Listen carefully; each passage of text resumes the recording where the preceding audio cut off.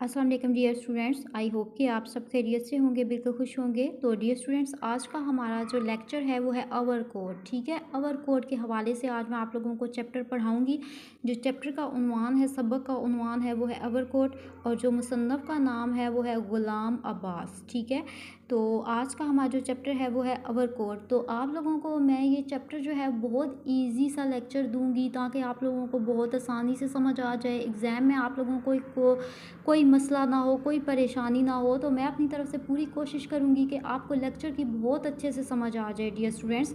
तो बहुत ज़बरदस्त किस्म का आप लोगों के लिए लेक्चर होगा आज का। एज अ स्टोरी मैं आप लोगों के सामने प्रोवाइड करूँगी, तो आप लोगों को फ़ौरन से उस चीज़ की समझ आ जाएगी। सो डियर स्टूडेंट्स, अगर आप लोगों ने इस चैनल को सब्सक्राइब नहीं किया तो इस चैनल को सब्सक्राइब कर लें ताकि आने वाले लेटेस्ट लेक्चर्स जो हैं वो आप लोगों को मिलते रहें।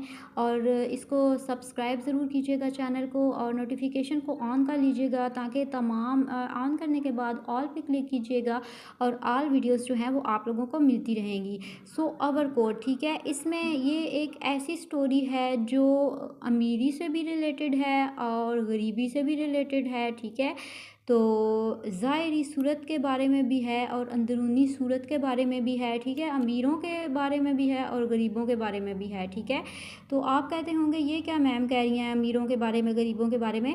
तो अक्सर स्टूडेंट्स, आप लोगों ने देखा होगा बेटा कि अक्सर लोग ऐसे होते हैं जो कि बहुत ज़्यादा खुददार होते हैं। ठीक है, वो अपनी ज़ाहिरी हालत को, अपनी जो होती है रहन सहन को, वो किसी दूसरे पे शो ऑफ नहीं करते। अगर उन लोगों के पास कम खाने के लिए होता है, पैसे नहीं होते उन लोगों के पास, कोई भी मसला परेशानी होती है, गरीब होते हैं, ठीक है, फाके की ज़िंदगी गुजार रहे होते हैं, लेकिन फिर भी जब वो बाहर जाते हैं तो वो इस तरह निकल के जाते हैं कि देखने वाले समझते हैं कि ये बहुत ज़्यादा अमीर लोग हैं। ठीक है, अपनी ज़ाहिरी जो उनकी हालत होती है वो किसी पे ज़ाहिर नहीं करते, ना अंदरूनी हालत को ना ज़ाहिरी हालत को। जब वो लोगों के दरमियान में जाते हैं तो इस तरह शो करते हैं कि जैसा कि वो बहुत ज़्यादा अमीर हैं। वो अपनी गुर्बत का जो शो ऑफ है वो बिल्कुल भी नहीं करते। हमारे पास ये जो स्टोरी है बेटा अवर कोड, ये भी एक ऐसे नौजवान की स्टोरी है जिसने खुद को ऐसा रखा हुआ था कि देखने वाला समझता था कि ये बहुत ही ज़्यादा फैशनेबल है, बहुत ही ज़्यादा अमीर घराने से ताल्लुक़ रखता है।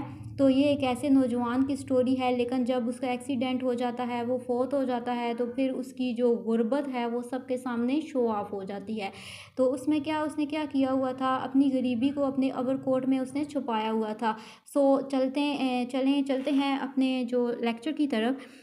तो क्या था, इस नौजवान ने क्या किया। जनवरी की एक सर्द शाम को एक खुशपोश नौजवान डेवस रोड से गुजरकर मार रोड पे पहुंचा। चेयरिंग क्रॉस का रुख करके आहिस्ता आहिस्ता चलने लगा। अपनी तराश खराश से वो खासा फैशनेबल मालूम होता था। जैसा कि मैंने आप लोगों को बताया कि वो अच्छा खासा फैशनेबल था। वो किस वजह से फैशनेबल लग रहा था, क्योंकि उसने बादामी कलर का ओवरकोट पहना हुआ था, सर पे उसके एक हेड था और हाथ में उसने एक बैद की छड़ी पकड़ी हुई थी। वो बड़ी शान बेनियाजी के साथ चला जा रहा था। ये हफ्ते की शाम थी, सर्दी का मौसम था। वो नौजवान बड़े मज़े से टहल रहा था। कोई तांगे या टैक्सी वाला पूछता तो वो टाल देता। वो माल के ज़्यादा बारौनक हिस्से की तरफ बढ़ रहा था। लॉन्स गार्डन जाने की बजाय वो सीधा चेयरिंग क्रॉस करके जा रहा था। नौजवान ने रुमाल से अपने चेहरे पर से गर्द साफ की और फिर सीमेंट के एक खाली बेंच पे बैठ गया। लोगों ने समझा कि ये बहुत ही अमीर है, क्योंकि उसने ओवरकोट पहना था, हाथ में बैद की छड़ी थी, सर पे उसने हेड पहना हुआ था, रुमाल से उसने चेहरा साफ किया और सीमेंट के बेंच पे वो बैठ गया। अपने सामने से गुजरने वाले लोगों को गौर से देखने लगा। इसकी नज़र ज़्यादातर इनके लिबास से पड़ती थी। ज़्यादातर लोग ओवरकोट पहने हुए थे और इस नौजवान ने भी ओवरकोट पहने हुए थे। नौजवान का अपना ओवरकोट था तो खासा पुराना, मगर इसका कपड़ा खूब बढ़िया था। फिर वो सिला हुआ भी किसी माहिर दर्जी का था। नौजवान ने पान बेड़ी वाले से एक सिगरेट खरीदा और मज़े से कश लगाने लगा। अब 7 बज चुके थे। वो माल रोड पे पहले की तरह मटर गश्त करता हुआ चला जा रहा था। एक रेस्टोरेंट के बाहर तरह तरह के लोग गाना सुनने के लिए खड़े थे। यहाँ नौजवान पल भर के लिए रुका और फिर जो है वो आगे बढ़ गया। रास्ते में कोई भी शॉप आती थी, कोई भी ऐसा सेंटर आता था तो वो क्या करता था, उसके सामने खड़ा हो जाता था। रास्ते में वो एक बुक स्टॉल पे रुका, फिर एक कालीनों की दुकान पर भी गया। एक ईरानी कालीन की कीमत पूछी और फिर मटर गश्त शुरू कर दी।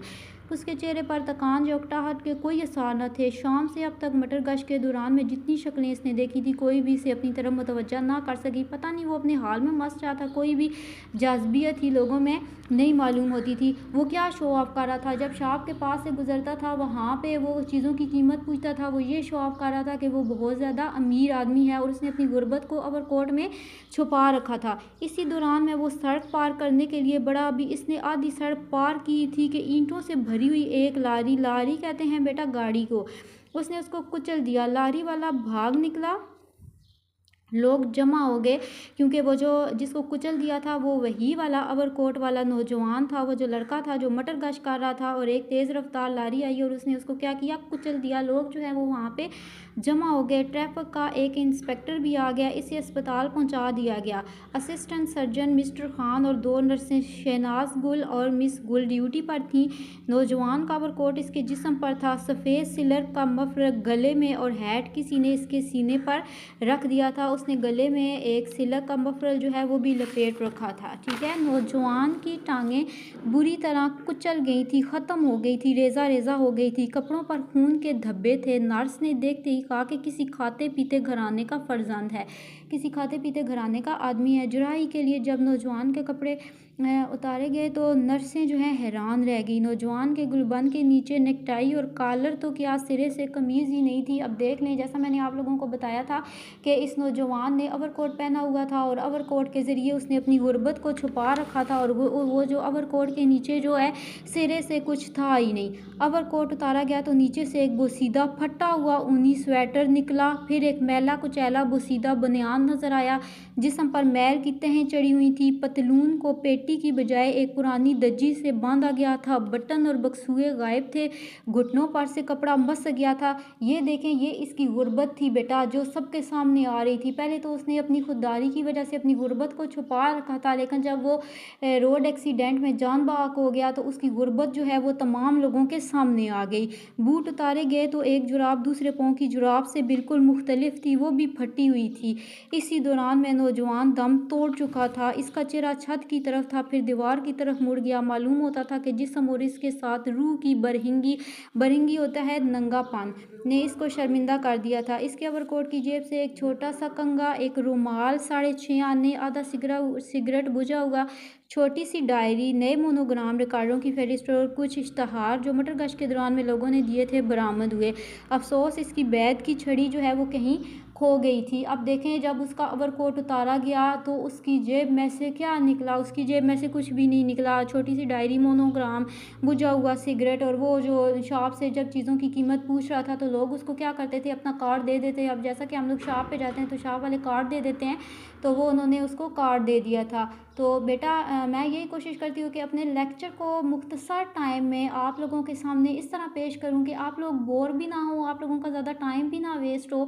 आप लोगों को ज़्यादा से ज़्यादा 10 मिनट्स में मैं पूरा लेक्चर जो है वो डिलीवर कर देती हूँ, ताकि आप लोगों को आसानी से इस चीज़ की समझ आ सके। सो बेटा, अगर आप लोगों को फिर भी कोई कन्फ्यूजन है, कहीं से कोई पॉइंट समझ नहीं आ रहा, कोई आपको टॉपिक समझ नहीं आ रहा, कोई पैराग्राफ इस चैप्टर में से समझ नहीं आ रहा, तो आप लोग मुझसे कमेंट सेक्शन में पूछ सकते हैं या आप लोग मुझसे कॉन्टैक्ट कर सकते हैं। तो इंशाल्लाह मैं आप लोगों की रहनुमाई करूँगी। इस वीडियो का लिंक अपने फ्रेंड्स के साथ भी शेयर करें, अपने दोस्तों के साथ शेयर करें, अपने बहन भाइयों के साथ शेयर करें, ताकि बाकी बच्चे भी जो हैं इस लेक्चर से जो है वो इस्तिफादा हासिल कर सकें। ठीक है, तो अगर आप लोगों को समझ नहीं आई तो आप लोग अगेन मुझसे पूछ सकते हैं, मैं आप लोगों को बार बार समझाने के लिए तैयार हूँ। So dear students, I hope कि आप लोगों को इस चैप्टर की समझ आ गई होगी। सो मिलते हैं नेक्स्ट वीडियो में नेक्स्ट चैप्टर के साथ। तब तक के लिए अल्लाह हाफिज़। Thanks for watching, take care, bye.